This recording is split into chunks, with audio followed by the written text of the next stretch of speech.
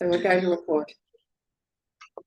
Good morning. Good morning, Liz. How are you?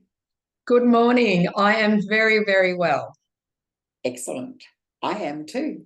And today we are going to do another podcast for two tarts on a journey. And look at me. I'm on a journey going through a forest, which is really the Looks rainforest. stunning. It is Beautiful. stunning, isn't it? It's lovely. Don't ask me how it happened. It just appeared.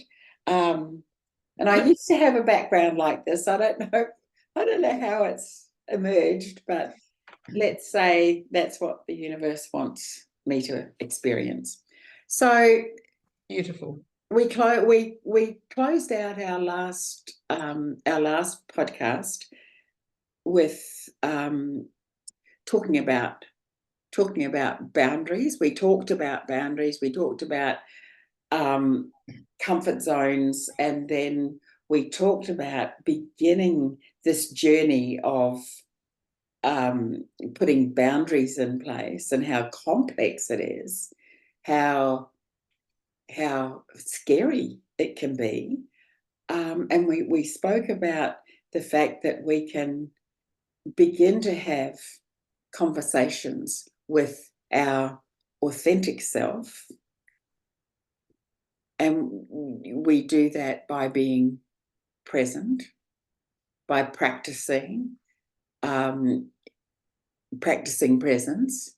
So breathing into our feet and just feeling the soles of our feet, either in our shoes, on the ground, or wherever they happen to be, and experiencing that sensation of the soles of our feet on whatever surface they're on.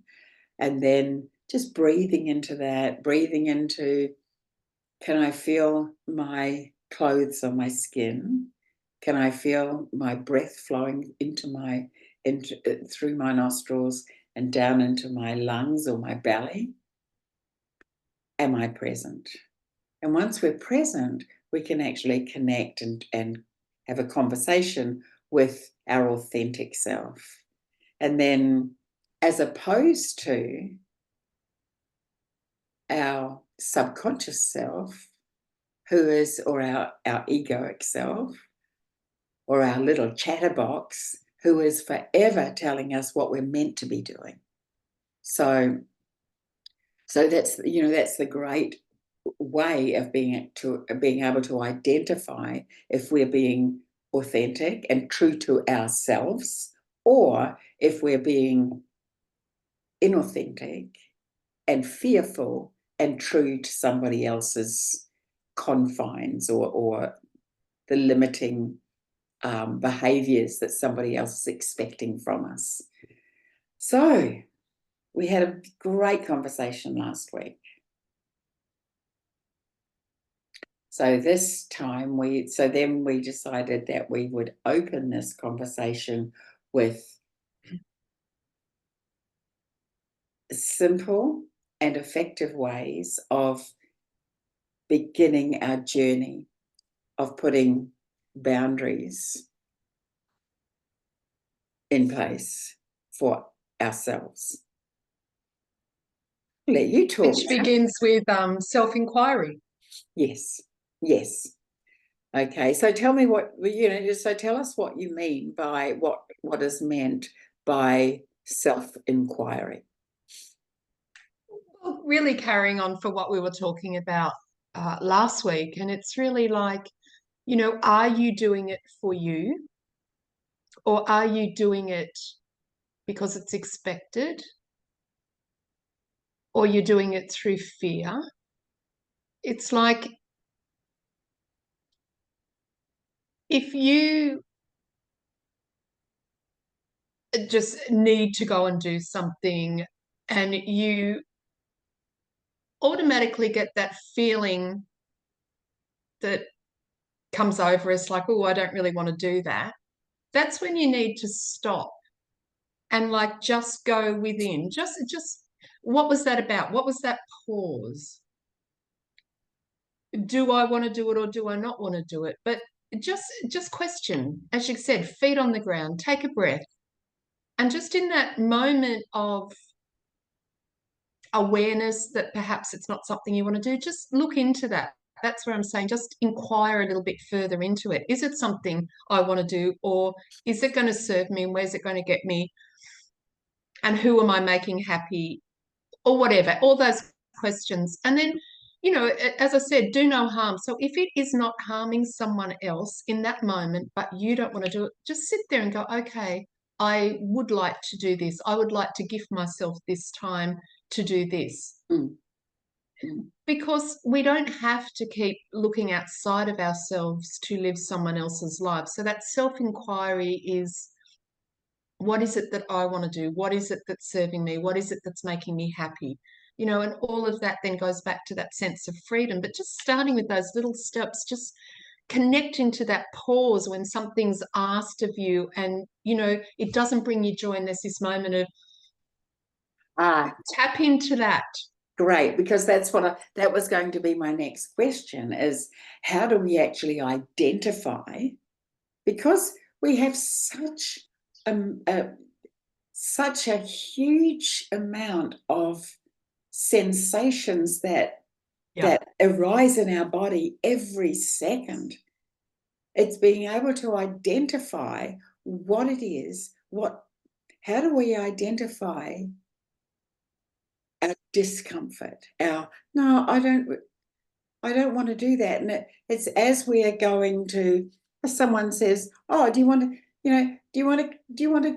go to the beach? You know, do you want to come to the beach? I'm going to the beach. Do you want to come to the beach? And everything in us goes, I don't really feel like it today. But there's another little part. There's another little part that's saying, oh, what'll happen if you don't go? What'll happen if you? And it seems so simple, but how do we identify that we don't want to go? I think a really good one for many of us, and all of us at some point has had that feeling in the pit of our stomach.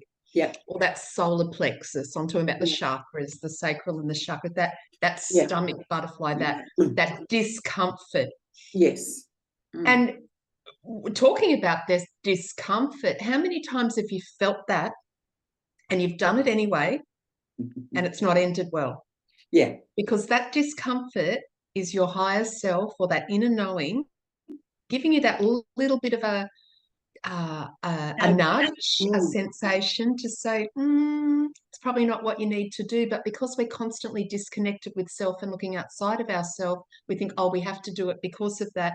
And 9 times out of 10, for myself, it hasn't ended well, or something's happened. And so now I constantly tap into that feeling. And that's what you were saying, you know, how do we have the 5 senses that, of course, are very limited.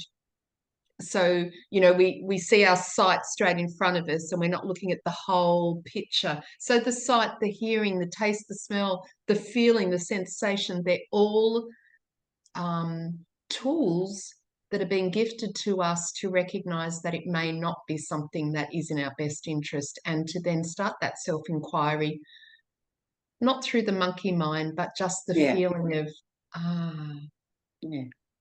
Yeah, and then, you know, after, we're taught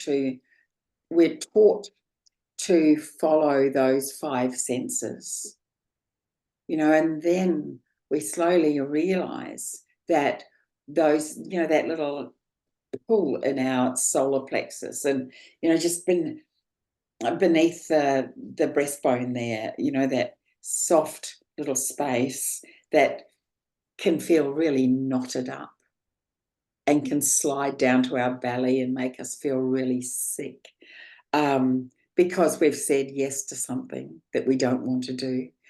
You know, that's the 6th sense. So that's our intuition, as you were saying. It's our higher self speaking to us. We're not really taught about that. It's not really discussed. Which brings us to another subject that I'm going to talk about later on. But, you know, I think too, to start to start understanding that isn't a bad feeling. That's not a negative thing. That knotting in our gut, that feeling of being sick, or that heaviness in our heart isn't a negative thing. That's our beautiful, authentic higher self giving us a message to say, and an opportunity to say, you don't have to do this anymore. You don't need to feel this discomfort. Yes, it's uncomfortable, but boy, it's so positive. It's an opportunity to turn everything around. So, like we were talking about the other day, the last time we got together and talked, we were talking about that little subconscious voice in our head. You know, that little chatterbox that's going, oh my God, what are you doing that for? What are you saying no? What's going to happen if you say no to that? They won't talk to me again. I'm going to upset somebody. They won't be your friend. I've been talking with one of my grandchildren, and they were very concerned that that they had a little, their little friend group. They had a new kid on the block. A new kid came into the school, and it's like she said, this girl wants to come into our group, and I like her, but how do I tell the rest of the group to let her in? And I said, well, what's going to happen? Well, they might not like me anymore. So, and it's very, very hard. It's that 9 to 12-year-old group of the age group is such a tender time where we really, really begin to identify this horror, of not conforming, not fitting in, and what happens if we don't fit in. There's Because we've been in that programming for that, as you said, the 0 to 8. We've been in that programming of that disconnection from self.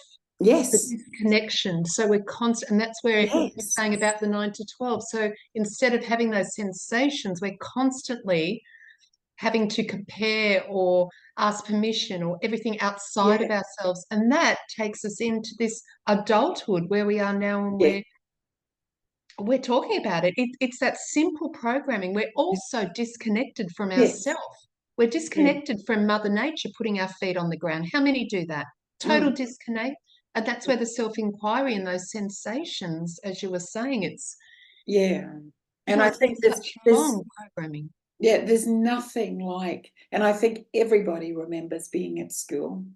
Everybody remembers being in those groups, or trying to be in those groups, trying to clutch on and stay in the group, And even if you didn't like it, even if you place. were bullied. Oh, it didn't matter. Yeah. That's right. You still stayed there because you belonged somewhere. Nobody looked at you. Weren't that kid, even if you were teased and bullied and that, you were still, and it sounds so silly now, but it was so important. You still were, it's like in our brain, we thought we were accepted, even though it came at a cost generally. And that's my own experience. But yes, that's that comfort zone. We think we're in a comfort zone, but it's totally unpleasant most of the time, a lot of the time. Yes. Yeah, and I think that's why so many people and so many young people experience that, and experience that difficulty of navigating friendships in groups in school, especially between 9 and 16, because as you said, we've become so disconnected at that younger age. So, that to me opens a huge, huge opportunity and door to start readdressing how we are introducing our children to the world, because it's not working. Conforming to all of these societies' rules, religion's rule is not working. But that does still come back to self, because it comes back to, as human beings now, as me sitting here, to be the best version of myself and to help my children, which I didn't. We all navigated. I didn't have the textbook that says no, you are a limitless being being on this earth. Yes. So, you know, I know how important it is, the work that I do on myself, that generation of belief systems can stop with me, and that supports them so they can look at you.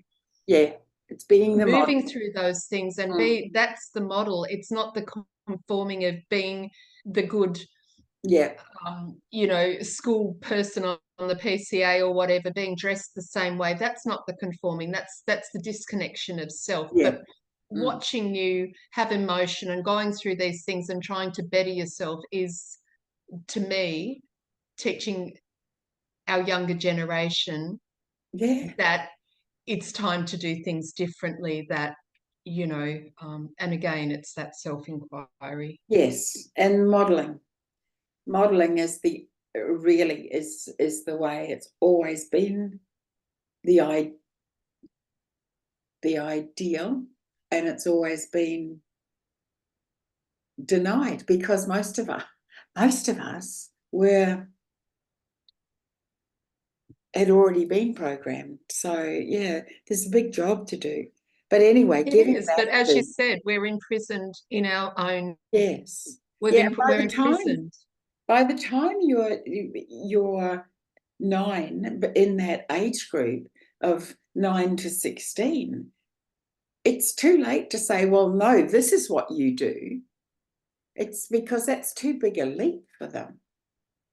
Too big a leap to turn around for at that vulnerable age group. It's such a big leap when you've missed out. You've been so disconnected in those early years, or you've learned how to become disconnected in those next years. It's too difficult. So I truly think that it's like what I did with my granddaughter. It's just like, that must feel really awful. Gosh, that must feel bad. I remember feeling like that. Yeah. I wouldn't do that now, but boy, I did it then. And wait for them to come back to you and say, well, what do you think? Do you think I could do? Because it gives them, giving them the space to giving them their power back. Yeah, feel the discomfort, but know that, oh, okay, Nan's felt that, Mum's felt that, we've all felt that, and it felt horrible, because when I was a girl, it was like, just get over it. Yeah. Don't cry, don't show emotion. And not that I would ever have talked about it anyway. There's no way I felt safe enough to talk about how I'd been treated and what I felt. I didn't even know I had feelings in those days. I didn't identify them as feelings. But isn't it interesting to actually stop and explore and have a conversation? So, yeah, where do we begin? But as you say, as an adult, then we have an obligation. It's like something, once we know something, we can't unknow it. I think you just hit the nail on the head. Where do we begin? We start to feel. We allow ourselves to feel. If we are feeling sad, feel the sadness. If we are feeling grief, feel the grief. Don't suppress it. Just because someone says you can't cry, you can't do that, it'll upset me. No, feel it. And that's the only way we can go under it and release it. If we keep suppressing it, we can't move through that. It's like we feel, and we were talking about I just want to go back a little bit. We were talking about our senses, we were talking about the solar plexus and that feeling, the discomfort. Now, I was going to say, for people that don't understand what that is, I wanted to bring it to a positive. You know, when you get that sense of excitement, when the butterflies are in your tummy, when you know, it's that joy. So that is the positive part of the intuition. You tap into that and go, oh my God, this feels good, let's do it. So it's exactly the same thing on the duality or that aspect of it that's giving you perhaps the same thing, but not from coming from joy. It's just a warning that this may not be what you do. So people that don't quite understand that, tap into that when you're happy, those Yeah. butterflies and that is the same Mm, thing. So mm. it's that feeling. So we all have them, because people go, oh, I don't know what you're talking about. Well, we've all had that excitement in our stomach that we go, yes, yes, we go and do that. Yeah. Yeah. So that was one aspect that I just wanted to say Oh, yeah, thank you. with that. Absolutely. It's such a huge, it's such a huge area of behavior, isn't it? It encompasses our whole, these early beliefs that we form about how we need to behave in order to be acknowledged, in order to be heard, in order to be accepted. It's so, these are all involve, what do I have to believe about me in order to fit in with all of this? So it's huge. It's got an aha moment then saying that. You know, it's not Ah, it suppresses our own feelings. yes, yeah, So our soul is the feeling aspect, not the emotional aspect, the feeling feeling aspect. aspect. Mm, So if we're that's where the disconnect comes, because we forget to feel. We don't know how to feel. And I'm mm, not talking about emotion. You know, mm. emotions attached to our physical body, but that absolute feeling we're talking about in the pit of our stomach, that feeling that then brings emotions forward into different Yes. emotional states. But Mm. many of us don't feel, you know, we hear people go, oh, she's as cold as ice, or, you know, so that total disconnect, that's where it all begins. Yeah, well, because we start labeling. I don't like to talk about feelings, because as soon as we start talking about a feeling, it's like, oh, that's an emotion. That feeling is anger. That feeling is joy. That feeling is, let's bring it down to what the sensation is. So, and sometimes, sometimes it's very, very difficult. I'll ask a person, what sensations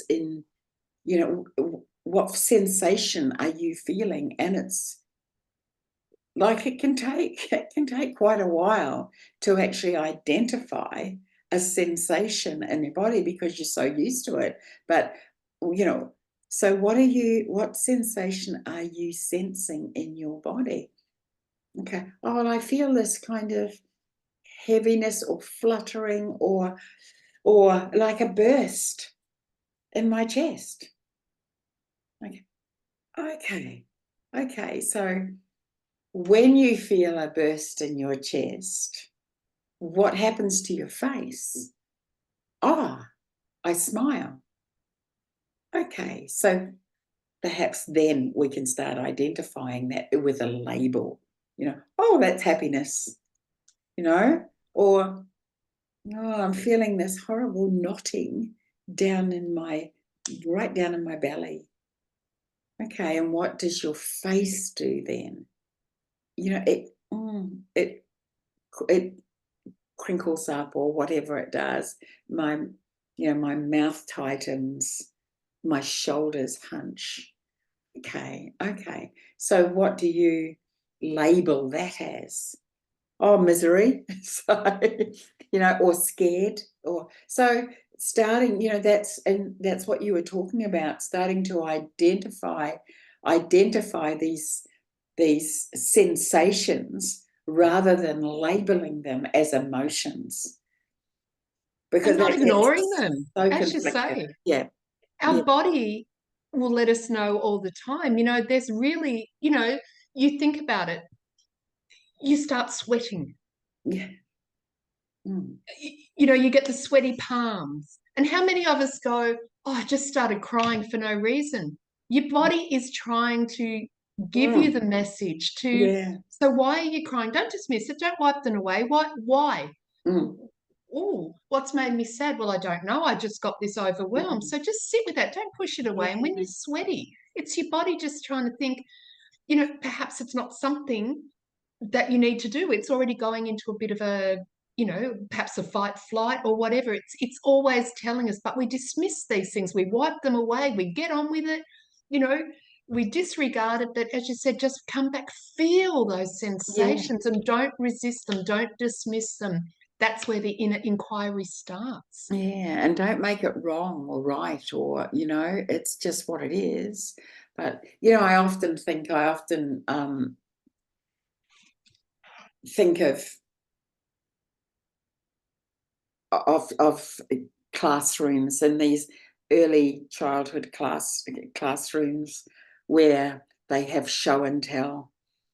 And I think, oh my goodness, for that 5 minutes of show and tell, how different would it be? How uplifting would it be if a child was asked what sensations were in your body when you walked out of your door this morning?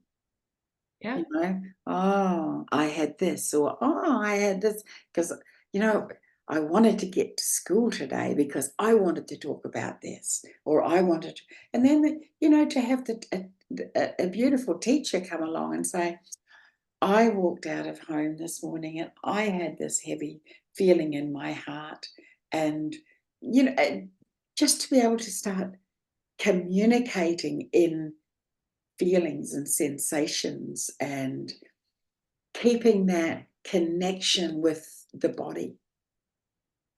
It's But it so also important, you It'd know? also be showing us and teaching us that vulnerability is not Yeah, weak. You know, we're and taught it's, that yeah, vulnerability, you can't do this. Well, vulnerability is courage. yes, yes, If we can come back to that and be taught by expressing our emotions and being vulnerable for that moment, mm, we don't carry it anymore because you've released it, you haven't resisted it. yeah, and vulnerability to me is the greatest strength that anyone Oh, can ever have. it It's, takes a lot of courage to be vulnerable in front, not only to yourself, but to show that mm, vulnerability outward. yeah, But it's wonderful, you know, it's such an empowering place to be, is to be empowering, to be vulnerable. But Um, that's going back to your feelings. As you said, you have to feel to be yeah, vulnerable. You have to yes, allow yes. it, not Yeah, resist it. And that goes back to boundaries. Feel, you know, if you're feeling these sensations, don't rush out and do what somebody else wants. Just take those few minutes and put your feet on the ground, as you said. Sit on the bench and look out the window and look at the sun and just allow it yes, so it yes, can yeah. release.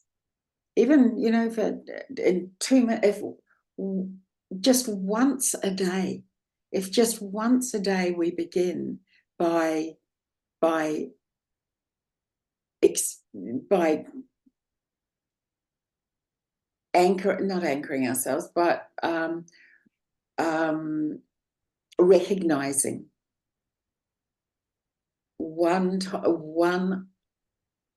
time that in our day where we are asked, even if it's by our that little voice in our head, asked, "Do you want to go and do this?"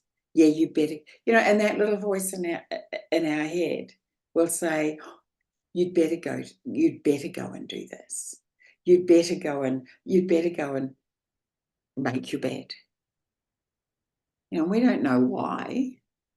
When I'm always make my bed. You know what I mean? It's like we do so many things just out of a habit that we've developed so many years ago, and we don't even explore why. Because it's expectation and it just comes back. Yes, Keep it simple again. You know, yeah, as you said, when you feel like that and you get that, but you got stop, breathe, bring your awareness once again back to that breath.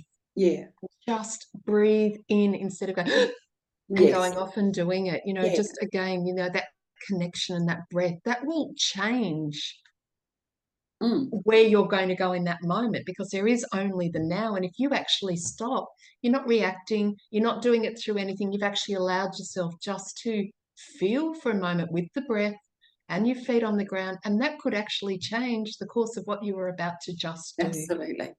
And the repercussions of it, the ripple effect of that can be life-changing. Yeah, so just, I just think, as you say, is keep it simple. But, I'd really suggest to people just one thing. Just go against one thing that you feel obliged or obligated to do, That your body, your and senses that your are body is telling you not. telling you, "Nuh-uh." And it might just be something really, really small. Yeah. And I know I have a mind that says, "Okay, you better go and do this. You better go and do that." It's like, "Nah, no."